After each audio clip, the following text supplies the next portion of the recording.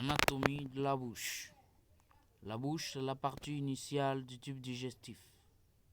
Elle s'ouvre en avant par la cavité buccale et se ferme en arrière par deux replis musculo-membranés. C'est qu'on parle de l'œuvre supérieure et de l'œuvre inférieure. Elle est latéralement bordée par des joues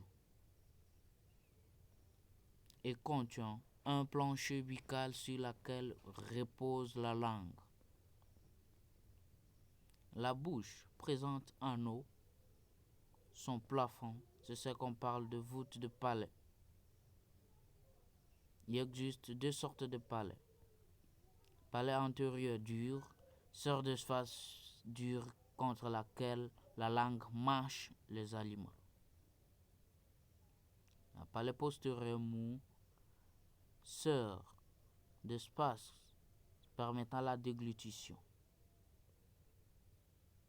Les arcades dentaires divisent la bouche en deux parties. Le vestibule, c'est la partie qui se trouve entre le joug, le lèvre et le maxillaire. La deuxième partie, la cavité buccale proprement dite, elle se trouve en arrière maxillaire. Le bord des maxillaires est tapissé d'une muqueuse dense, c'est qu'on appelle la gencive.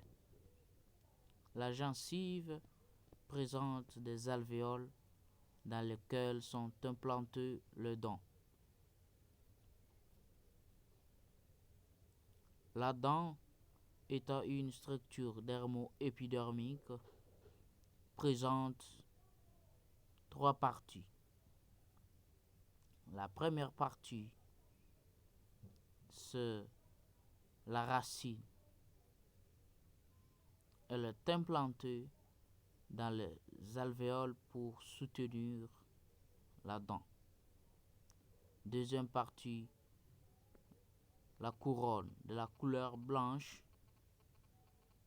très brillante. Troisième partie, c'est colaire, zone de séparation entre couronne et racine. Nous trouvons dans la bouche des glandes salivaires qui sont au nombre de 3 et sécrètent des salives. La première, c'est la glande parotide. La plus grande glande se trouve dans la joue. Déverse ses sécrétions par le canal de Sténon. Deuxième, glande sous-maxillaire se trouve dans l'arc formé par maxillaire inférieur. Troisième, glande sublinguale se trouve sous la langue. Diverses sécrétions par canal de Walton. En descente vers gorge, on trouve pharynx. Nous avons trois parties de pharynx. Nasopharynx, c'est la partie qui assure uniquement le passage de l'air, autrement appelé rhinopharynx. Oropharynx ou bicopharynx, c'est la pharynx là le plus grand qui assure le passage combiné de l'air, y compris aliment. Et enfin, pharynx, hypopharynx ou pharynx laryngé, permettant uniquement